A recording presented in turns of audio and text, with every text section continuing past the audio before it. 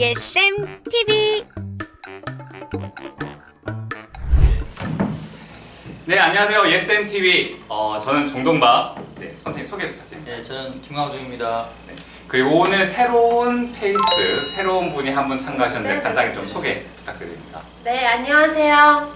저는 충북 지역에서 연극 예술 강사로 활동하고 있는 김세영이라고 합니다. 반갑습니다.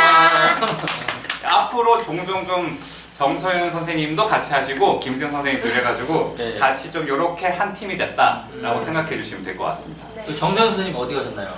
정수영 선생님은 네.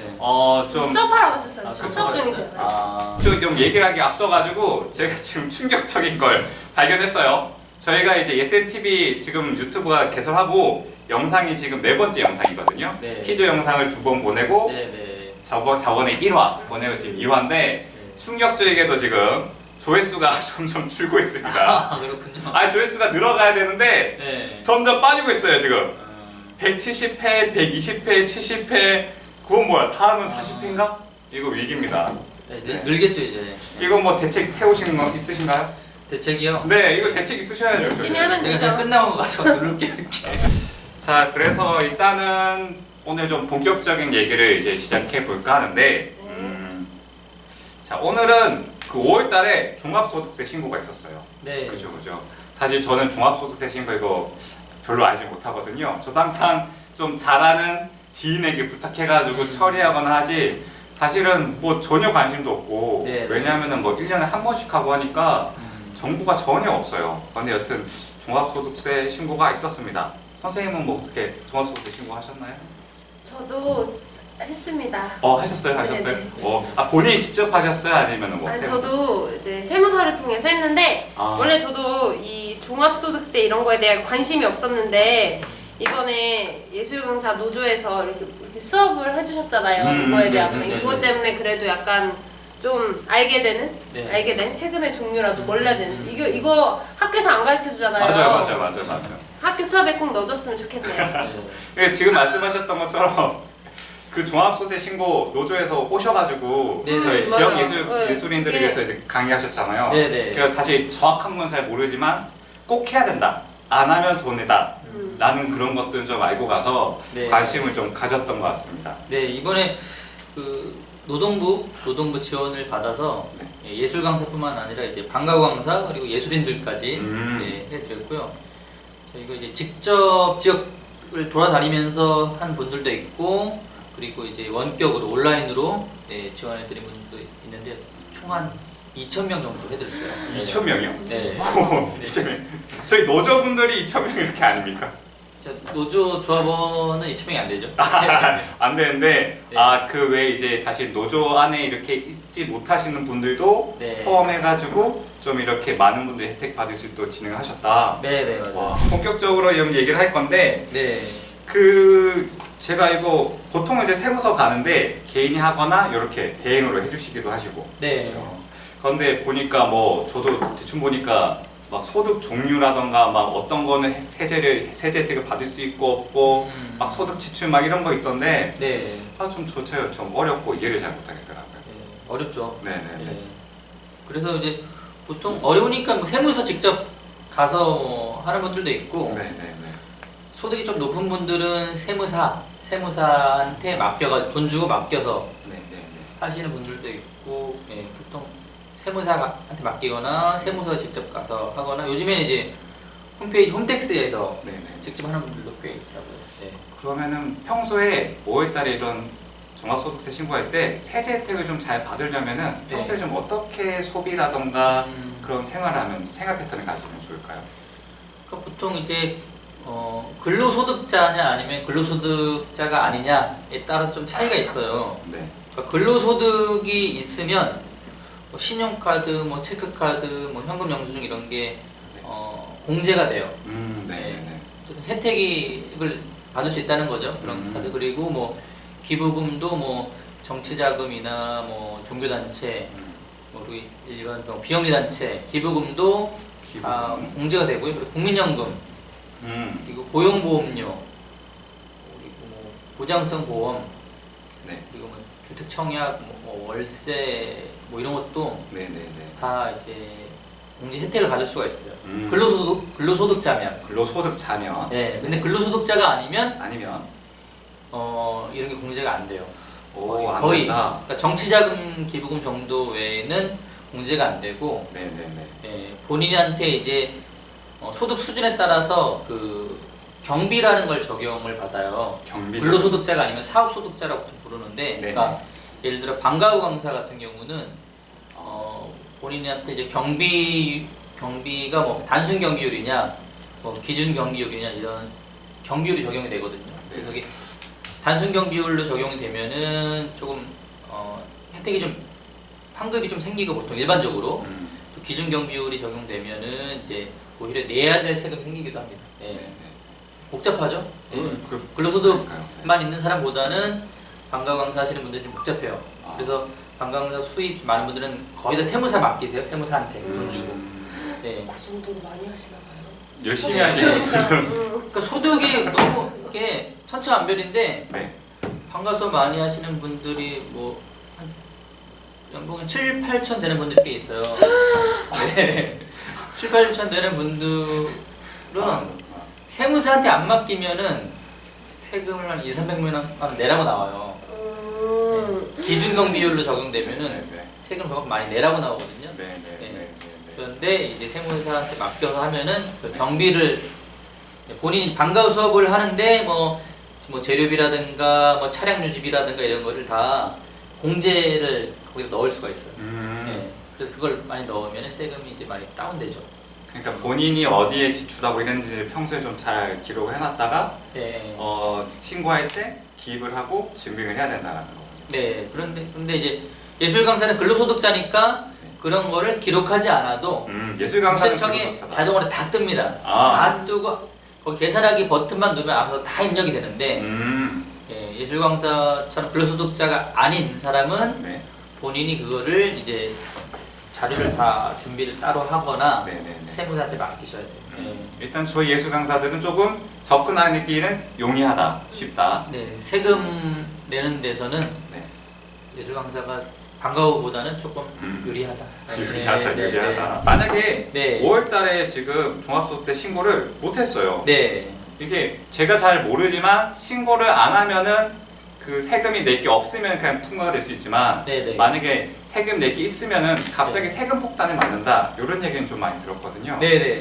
이번에 어떤 분이 그 2018년, 2017년에 그 종합소득세 신고를 안 했대요. 네. 안 했는데 종합소득세는 그 근로소득자면은 연말정산을 통해 가지고 연말정산으로 그냥 마무리가 되는데 연말정산.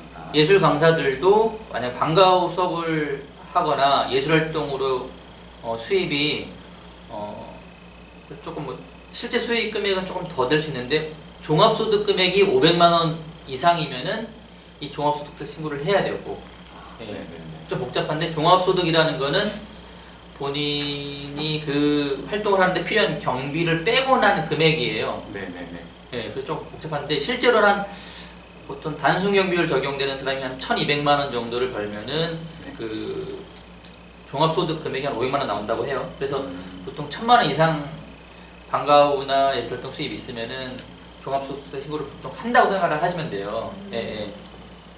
갑자기 제가 질문이 뭐였죠? 생각이. 그래서 그러니까 일단은 네. 그 5월달에 만약에 신고를 그렇죠. 어떻게 해야 되는 네네네. 건가요?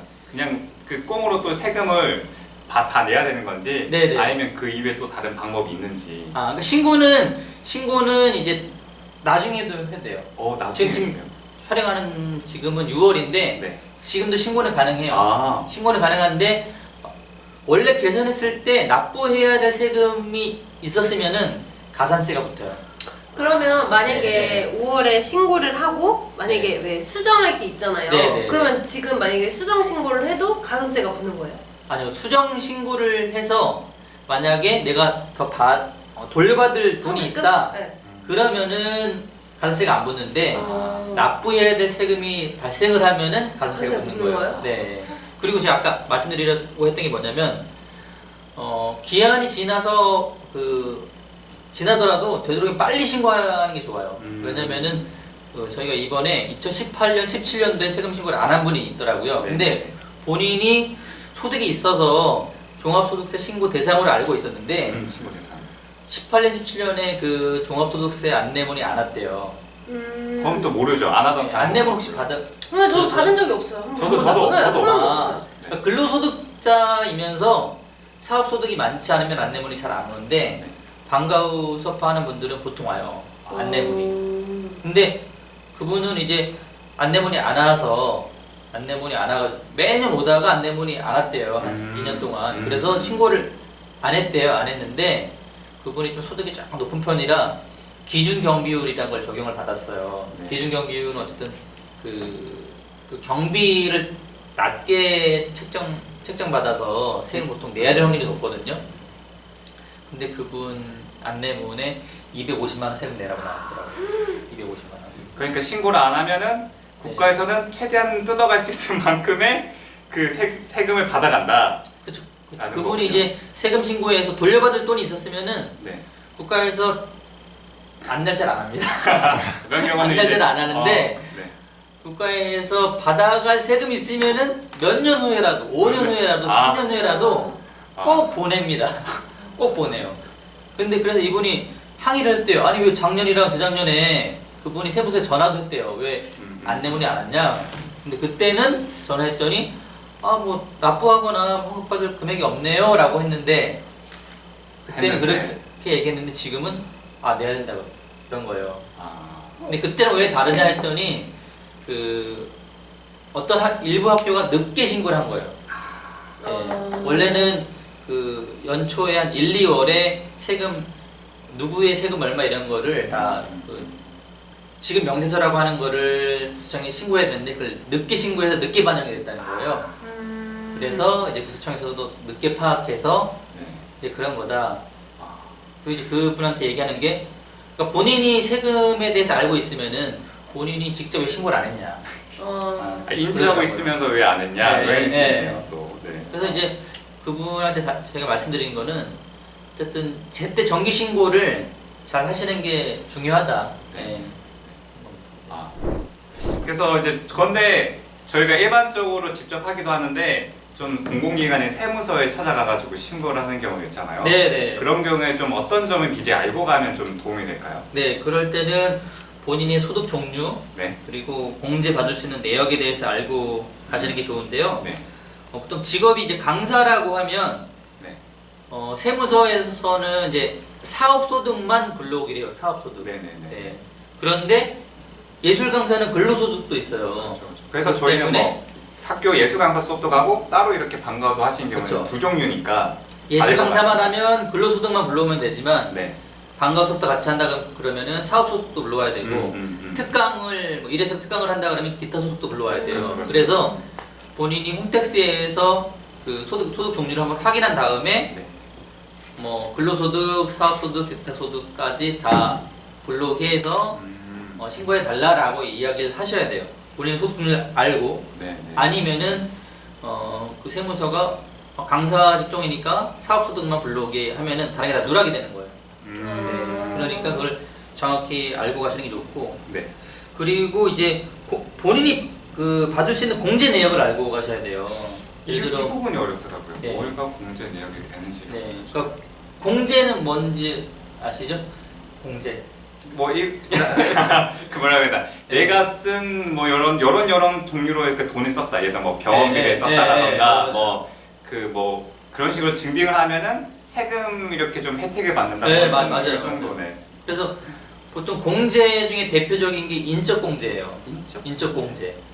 보통 혼자 인적 공제 다른 사람 안 넣고 네. 혼자만 있으면은 1인 가구. 내 소득에 네. 1인 가구일 때 내 소득에 150만 원을 줄여줘요. 그러니까 세금을 매겨야 되는 금액을 최종적으로 계산하기 전에 이제 이렇게 줄여주는 게 있는데 인적 공제 1인 가구일 때는 150만 원을 줄여줘요. 그리고 만약에 뭐 배우자가 있어요. 배우자가 소득 신고를 따로 하면은 안 되지만 네. 배우자가 소득이 뭐 거의 없다 그러면은 배우자를 또 포함시키면 또 150만 원을 또 줄여줍니다. 네. 또 자녀가 있으면 또 150만 원 또 줄여주고요. 네. 이 150만 원이 네. 최대 그 액인 거죠. 아니 한 사람 추가할 때마다 150만 원씩 그냥. 그러니까 2명이면은 300, 300. 3명이면 450 이런 식으로. 네네네. 오. 그리고 이제 뭐 그런 기본 인적공제는 150만 원이고 네. 여성분들은 부녀자 공제라는 게 있어요. 부녀자. 부녀자 공제. 네. 여성분들만 남자는 안 돼요. 아 뭐 더 혜택이 더 있는 부녀자 건가요? 공제? 부녀자 공제라는 게 있는데 부녀자 공제는 그 여성 소득 기준이 종합소득이 3천만 원 이하여야 돼요. 네. 그러니까 종합소득이라는 거는 기본 공제나 뭐 경비 이런 걸 빼야 되기 때문에 근로소득자는 보통 수익 금액으로 따지면 한 4,100만 원 정도? 네. 하여튼 4천만 원 조금 조금만 넣으면은 보통 부녀자 공제가 돼요. 네. 부녀자 공제는 또 50만 원을 줄여줍니다. 추가로. 네. 또 부녀자 공제는 뭐 이제 미혼일 때는 뭐 세대주여야 되는 조건이 있고 기혼일 때는 소득 요건만 갖추면은 네, 공제가 돼요.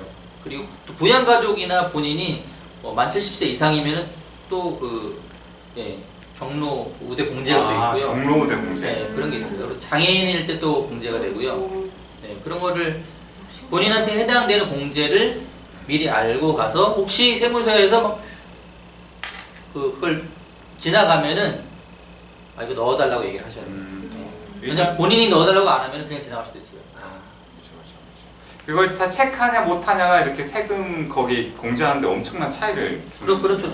한 예를 제가 들어보면 예술 강사인데 또 다른 직장을 또 다니는 분이 있었어요.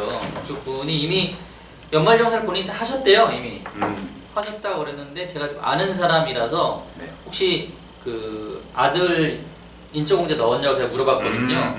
그런데 모르겠대요. 아마 넣었을 것 같다 그러는 거예요. 그래서 제가 콘텍스 들어가서 대신 확인해 보니까 아들 인적공제를 안 넣었더라고요. 아들 인적공제 한 명 넣고 또 아들이 어린이집을 다녀요. 네. 또 미취학 아동은 그 어린이집 그 교육비도 넣을 수 있거든요. 공제로. 네. 그래서 공제 그 교육비 공제랑 그 인적 공제 넣으니까 2019년께 50만 원 환급이 됐어요. 와, 그러니까 그 전에는 세금을 내야 되는 거였는데. 네네. 근데 신고를 해가지고 50만 원 환급으로 결정이 난 네, 거예요. 그리고 2018년에 또 제가 수정 신고를 해보니까 또 네. 50만 원 환급. 와. 그래서 100만 원 받으셨어요. 우와. 네. 본인이 이런 인적 공제를 모르니까 환급을 못 받는 거예요. 그러네. 근데 진짜 그러네. 이런 것만 알고 있어도 진짜 100만 원이 확 차이 나죠. 네, 알 수가 있는 거죠.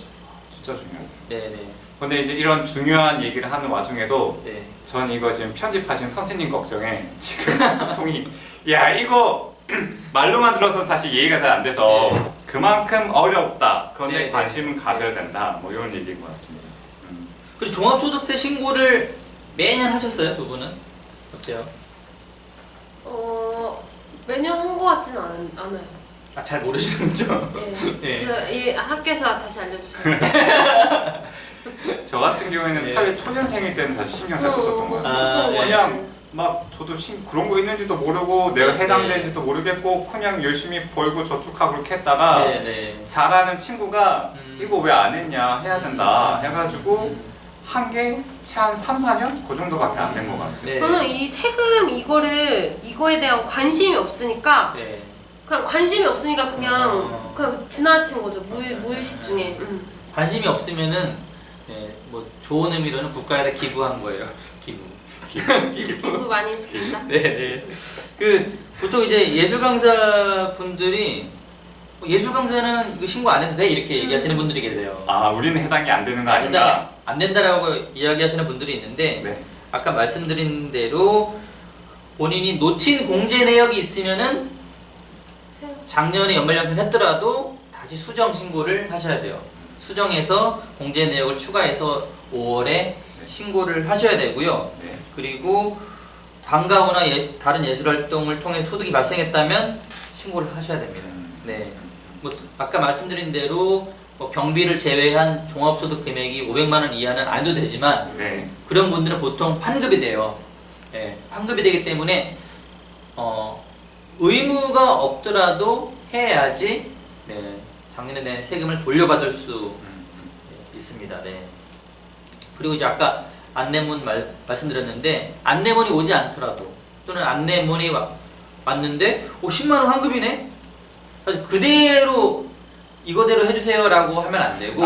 네. 환급 내용이 이렇게 날라와 저 또, 받아본 적 있긴 네. 한데. 아까 말씀해 주신 내 거는 내가 알아서 잘 그쵸. 챙겨야 되는 거예요. 본인- 쓰는 거는. 아마 보통 그 안내본 올 때는 예술 강사 같은 경우는 방과 강사랑 다르게 공제 내역이 좀 차이가 있잖아요. 네. 뭐 신용카드 공제라든지 이런 게 돼야 되잖아요.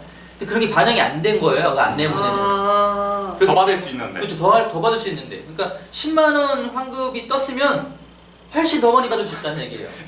저도 그런 네, 적 있던 네. 기억나는 게 환급 준다고 하니까 몰라 정신 없는데 네. 환급 받을 수 있다 좋다라고 했는데 거기서 끝나면 안 되고 네. 더 환급을 받을 수 있는데 네, 네. 알아봐야 된다. 저도 이제 예전에 한 10만 원 환급 처음으로 받아봤어요. 저도 그 이전에 몰랐다가 네. 이게 왔더라고. 그래서 돈을 준다고 그러네? 그래서 우체국 가서 바로 받았는데 지금 생각해보면은 더 받을 수 있는데 신고를 했었어야 네. 되는데. 더 받을 수 있는 거를 그거만 받고 그냥 종결해버린 거예요. 몰랐으니까. 네. 어렵네요. 저희가 뭐 여러 가지 보험 형태가 있지만 지금 또 지역 건강보험 이렇게 가입자로 되어 네. 있으신 분들이 있으시잖아요. 네, 그래서 네. 이 신고를 종합소득세 신고를 하면은 뭐 건강보험료가 오른다 뭐 이런 식의 좀 얘기를 좀 네, 들었던 네, 것 같은데 네. 좀 어떤가요? 건강보험료가 뭐 오르는 경우도 있고, 오른 경우. 네, 뭐 적용을 받지 않는 경우도 있어요. 좀 설명을 좀 드리면은 네. 예술 강사 수입은 근로소득인데 네네. 근로소득이나 기타 소득은 3,400만 원 이하이면 네. 다른 가족 밑으로 피부양자로 건강보험 처리가 가능해요. 네. 3,400만 원 이하면. 이해하면은 딴 사람 밑으로 들어가서 네네. 그래서 건강보험료를 안 내도 된다. 네. 본인 혹시 선생님들 보험료 어떻게 내세요? 저는 아버지 밑으로 가 부모님. 있어요. 저는 혼자 나와 있는 상황이고요. 근데 직장 건강보험 되죠? 네네네. 네네. 근데 이제 혹시나 이제 뭐 부모님이나 뭐 자녀 다른 가족의 이제 피부양자로 되어 있는 분들은 좀 걱정을 하세요. 종합소득세 신고하면은 이게 떨어져 나가는 거 아니냐 생각하시는데 신고하는 것과 상관없이 네. 3,400만 원 이하의 근로소득일 때는 네, 다른 가족의 피부양자 등록이 가능하다. 네, 가능하다. 그러니까 그런 분들은 건강보험료 인상에 영향을 미치지 않죠. 네, 음. 그리고 방과 후 수업만 하시는 분, 예술 강사가 아닌 경우에 그런 분들은 네, 사업소득이 500만 원 이하여야 네. 피부양자 유지가 가능해요. 그러니까 그런 분들은 소득이 좀 높아지면은 피부양자로 이렇게 안 되는. 남아있을 수가 없으니까 지역건강보험 가입자로 넘어가요. 그래서 네네. 이런 분들은 네. 조금 이제 뭐 주의를 하셔야 되는데 이 종합소득세 신고를 하지 않아도 이미 소득세나 소득이나 그런 거 다 올라가 있잖아요, 시스템에. 그렇죠, 그렇죠. 그렇기 신분하게 때문에 되어 있으니까. 신고하고 영향을 미치는 건 아니지만 음. 그런 분들은 신고를 해서 보통 세무사한테 맡겨가지고 경비 처리를 좀 최대한 해서 네네네. 그 수입 소득금을 낮춰요. 예, 경비 처리를 해가지고 그래서 500만 원 이하로 떨어뜨립니다. 그런 분들은. 떨어뜨린 경우가 있어요. 무조건 떨어뜨린다는 건 아니고 떨어뜨려서 피부양자 유지를 하시는 분들이 있어요. 그런 분들이. 네. 또 어떤 분들한테는 또 이렇게 매달 지출되는 건강보험료가 또 부담일 수 있으니까 네네네. 자신의 형태에 맞게끔 어쨌든 간에 좀 신고를 하고 관심을 가져야 된다라는 그런 얘기인 것 같습니다. 네, 그래서 건강보험료 예민한 분들은 세무사한테 이제 꼭 맡겨서 하시더라고요. 네. 하여튼 이런 금액적인 요건들이 있으니까 이런 걸 좀 잘 챙겨서 해야겠네요. 네, 그리고 이제 세무사한테 맡기시더라도 뭐 보통은 세무사 잘 처리하겠죠. 잘 처리하는데 요번에 저희가 원격으로 좀 해드린 분 중에 어떤 분이 본인 세무사한테 이미 맡겨서 했대요. 네. 맡겨서 했으니까 뭐 근데 그냥 그렇게 처리하시면 돼요 했는데 그분들이 알아서 잘 하시겠거니. 근데 그분이 매년 환급을 받았대요. 네, 세금을 환급을 받았는데 이번에는 돈을 내라고 나왔대요. 그분이 세무사한테 수수료 25만 원을 주고 네. 맡겼는데 70만 원을 내라고 나왔대요. 그러니까 95만 원이 든 거예요. 근데 이상해서 저희 보고 확인을 좀 해달라고 하더라고요. 네. 그래서 제가 확인을 했는데 그 세무사가 그 한 단계를 안 거쳤어요. 한 단계 뭐를 안 눌렀어요. 하여튼 뭔가 입력해야 되는 것을 띄우고 놓쳤던 넘어갔다. 거지. 네, 클릭을 하나 안 했는데 그게 뭐냐면 작년에 납부한 세금을 불러오는 버튼을 안 눌렀어요. 네. 작년 납부한 세금. 그러니까 이분 맨 마지막 화면에 작년 납부한 세금이 0원으로 돼 있는 거예요. 0원. 아, 근데 저희가 그걸 딱 누르니까 250만 원을 내셨더라고요.